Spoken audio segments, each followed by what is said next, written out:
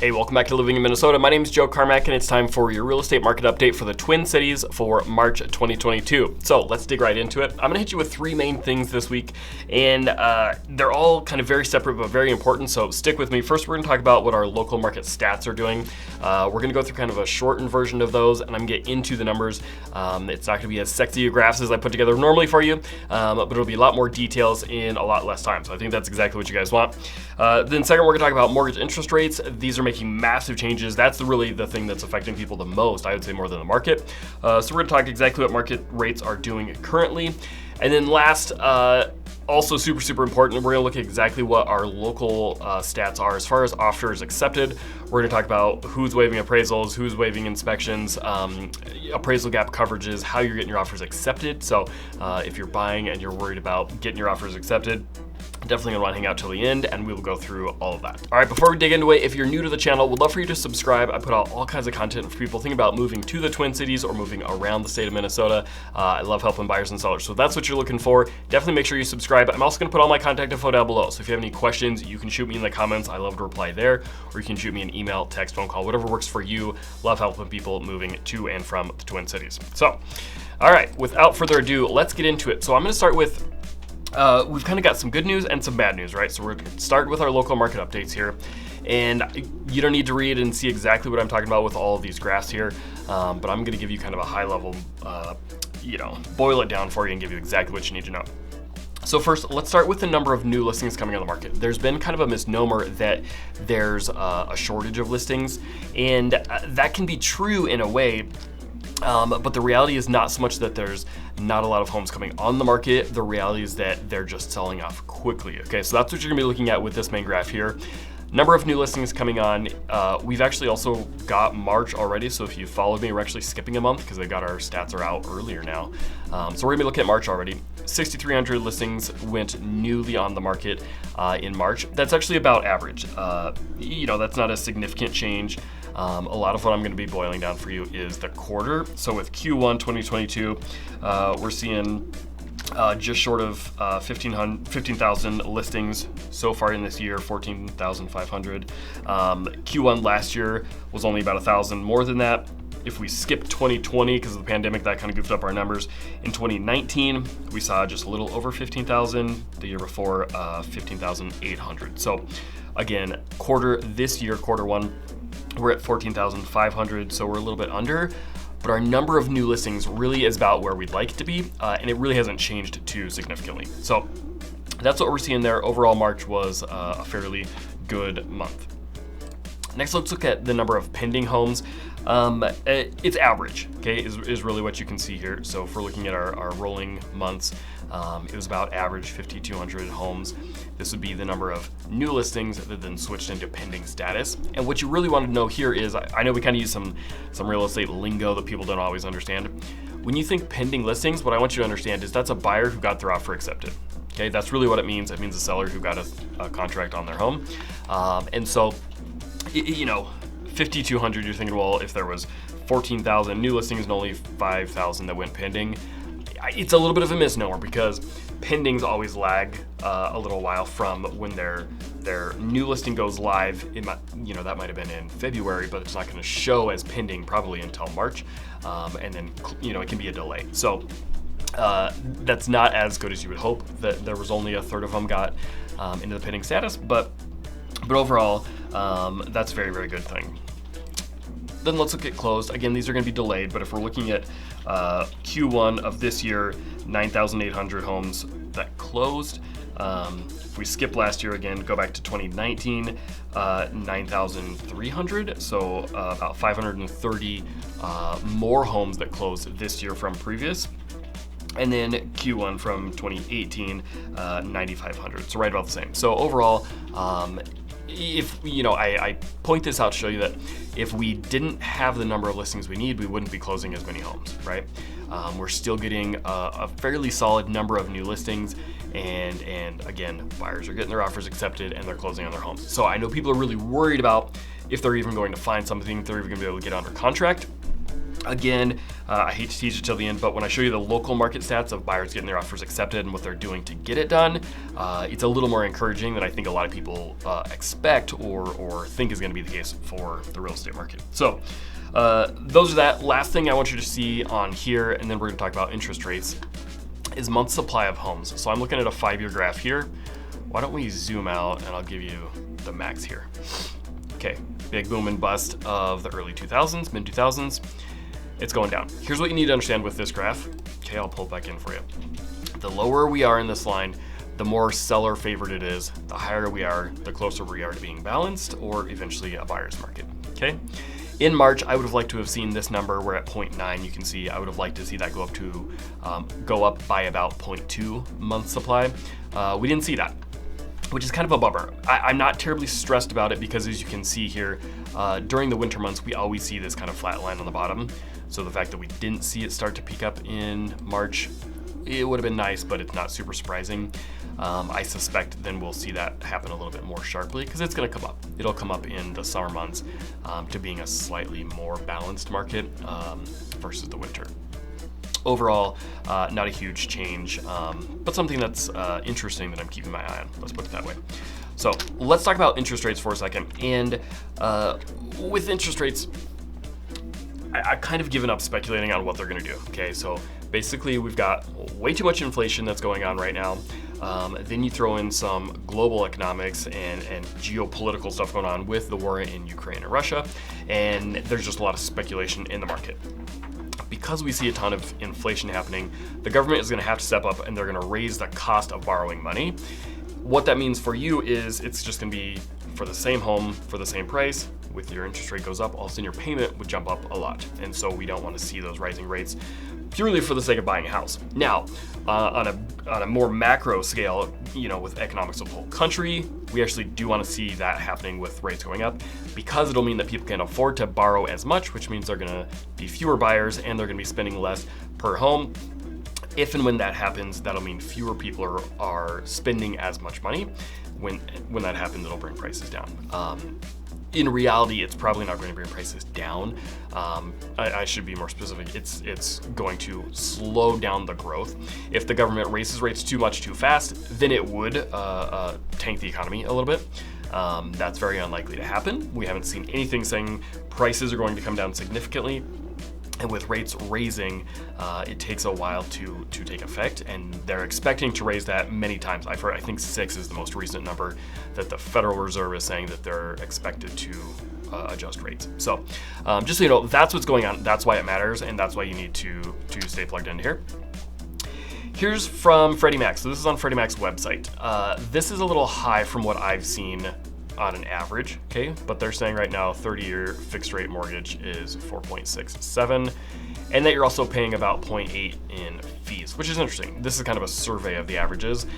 I've seen this a lot lower. I've seen most of my buyers still coming in under 4% with no points, but it is going up really quickly, okay?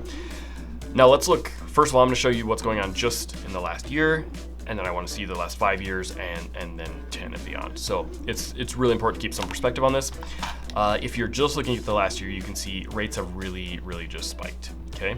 If we're going to the first of the year, let's see, that'd be right here, is where we started, 3.2, and then now we're up to 4.6. So percentage-wise, that's a huge increase from where we were at the beginning of the year. Here's what I'm hearing from virtually everybody is the days of 2%, low 3% are gone. They don't really expect us to be coming back to that. So, I mean, lick your wounds, but unfortunately those days are gone. We've got to think in the terms of now and where we're going to decide what to do. Like I said, let's zoom out a little bit though. Let's pull out to 5 years, okay? Obviously, this is fantastic. People love to have very low interest rates. That actually keeps that affordability really low. Affordability right now is actually very good. But the reason it is good is because the cost of that loan is so low that it keeps your payments lower, more affordable, even though the prices are high. So it's a relationship between the two. I know it doesn't feel affordable to many people at all, but let's keep some perspective, right? This then, looking at a 5-year graph, let's pull it out and look at a 10-year graph. you can see how quickly those rates have risen. That's why there's so much kind of shock going on in the market. They were so low and then they've come up. Let's just for fun pull it out all the way. This, I think the max will give me is 1970. This is what I want you to keep into perspective. First of all, the long-term average from what I had heard was about 8.5%. So the fact that we're at 4.25 or whatever, we're something like half the historic average for interest rates. So we don't have a lot of room to complain, unfortunately. We still will, don't get me wrong, but this is what rates were before. Okay, 18.25, 18.27 was the peak. So that's pretty crazy. Here's the reality: the government's gotten a whole lot tighter grip on rates. They're keeping them low. We're also not expecting to go back to double-digit rates anytime soon, but probably ever. So don't think that this is going to be spiking up super high. I don't want you to frantically be buying because, oh God, what if we get to 18% rates again?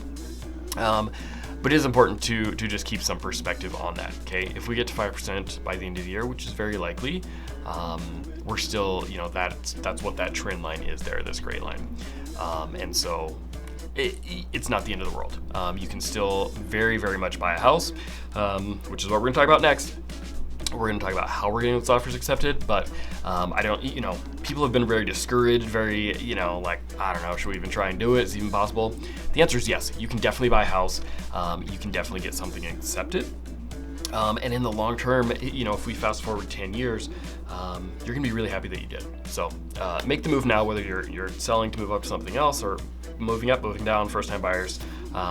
Personally, I would say just do it. But it's certainly competitive, and so let's talk to you about that one. So this is, shout out to Alex and the team at Home Free. They're just fantastic people, and I love that they put these out. So this is a local company in Minnesota. They're transaction managers. They write contracts for agents like me they write up your offers. So because of that, they're able to see before the other stats close out at the end of the month. They can see in very real time what kind of offers are getting accepted. So mainly just look at what I've got highlighted here in red for you. Inspections waived is up to 51%. Appraisal gaps are included 44% of the time. So what that means is, inspections is obvious. Half the time the buyers are choosing to have no inspection. There's no contingency, there's nothing on it. They're just buying the home based off of what they can see from the seller's property disclosure statement and what they've seen at walkthrough. We are seeing some buyers that are paying to have an inspector come with them to their showings, which is not a bad idea, something you can consider. I think it's only $150 maybe per showing. The catch though is the inspector can't open the furnace, they can't get on the roof, they can't really test and run very many things. The only tool they have is a flashlight, so they're obviously very limited, but if you need a second opinion, that can be a good option. Appraisal gaps. The home's listed for here, it sells here, and it appraises in the middle. That's called an appraisal gap from what it sold at to what the home appraised at. The appraisal is the lender's third-party opinion of value. It's no different than mine or any other professionals, but if the appraiser thinks that it's worth less than what the accepted contract is at, then there's that gap. And when we're talking about 44% of the time, the buyer is agreeing to something to close that gap. Typically that's going to be the buyer will say, we'll pay up to $10,000 towards that gap. Okay, so if there was a $20,000 gap, the buyer would agree to come up with the extra cash. Essentially what you're doing is an extra down payment of say $10,000, and then that basically means the seller would have to reduce their sale price by the other $10,000 to close the gap. Okay, sellers don't want to reduce it by anything, and so buyers are looking at that number to see how much they're comfortable contributing towards the gap. And sometimes it's not the higher offer that's accepted, it's the one with the biggest gap to cover it. Because if you have nothing to cover a gap, it doesn't really matter how high of an offer you might have gotten accepted. Sellers don't really care because they know there's going to be a gap. So the buyer with the most cash is often the one that's going to win. So something to keep in mind, we're having lots of conversations. Again, you should think of it as doing an additional down payment. It's not something that any buyer likes, but something that you've often got to do to get the offer accepted. As far as which types of financing is getting accepted, this is always interesting. This is actually lower, I believe, than last week was. 16% of offers accepted were all cash, 75% were conventional, and the rest is basically nothing. So that one is pretty interesting. It's kind of unfortunate that VA is that low. I wish that one was higher. The reason primarily being with FHA is just that it's a less qualified buyer. Typically, you can have lower credit scores and lower down payments sometime, and so when all else is equal on an offer, the seller's probably just going to go with conventional over an FHA because it may signal that it's a more qualified buyer. Not necessarily, but again, when everything else is the same, that can be the assumption there. USDA is only for rural properties, so that won't actually apply, so that one doesn't really make too much difference. What you don't see on here is down payment assistance, okay? Now that could be rolled up under the FHA or conventional, okay, because you can get those products with Minnesota Housing, for example, or different down payment assistance. So it's a little bit hidden in these numbers. The reality, though, is it's very, very few and far between that we get down payment assistance accepted. So just something to keep in mind. Average purchase to list price. So I was just asked this again yesterday. If a home's listed at $400,000, how much do I got to offer on it? This was actually lower as well. I think it was 105% last month. But basically that means you're going over 4 to 5% on average for that offer accepted. Now, that's also going to factor in new construction, which typically was only selling at 100% of list, right? You didn't really have to compete in multiples. That is changing. We're going to do a live stream here shortly, so if you're not subscribed on YouTube, go find us there, and I'm going to explain that more. But that factors in those as well, and so because of result, the average resale home is going to be higher than that. I would imagine 5, 6, 7% typically. Okay. That would also include some, for example, our higher end luxury market typically sells less than the sale price versus the median and lower is going to sell even more. So plan for a solid 5% over is maybe an average. And if you want to be more aggressive, you can go above and beyond that. Okay. Finally, contingents on the sale of the buyer's home 9% of the time. So with all of this, the sellers want fewer contingencies as possible. They want the less risk, the less hassle. So again, covering the appraisal gap, that's why. Skipping the inspection, that's why. Sellers would just prefer a done deal. It's just moving forward. They don't have to worry about you trying to negotiate something with inspection or the appraisal coming up low. Contingent upon the sale of a home would mean if you've got a current home that you have to sell in order to get approved for the mortgage to purchase the new home. If that's the case, which is most of the time when somebody owns a current home, 9% of the time you're able to get your new offer accepted contingent upon that sale. So that means a couple of things. It means if you got a current home, you can go with a program, which I'll also talk about on the live stream, but I've got a lender locally that can purchase the home for you in cash, and then after you've closed the sale of your current home, they would then turn around and sell it back to you. It's not without a cost, but it's a fantastic program that I definitely recommend if you've currently got a home. And that's why 9% of the time getting your offer accepted, that's a pretty big negative. About a quarter to a third of the market is first-time buyers. So that doesn't mean of all the people that have a home to sell, only 9% of those are getting accepted, but the number is very, very low. So you can definitely look at a program like that. I've also had a number of people that are selling and then they're doing a rent back, which basically means you can live in your home. I've done it many times where the sellers close on the sale of their home, they do a 60-day rent back, and then during that 60 days, that's when they get an offer accepted, non-contingent to purchase. And so that's how you can do it with a little limbo. Also, because the market's so competitive, a lot of the rent backs for you to stay in your home, renting it from your buyer, is actually for free. And so it's so competitive, they're like, hey, you know what?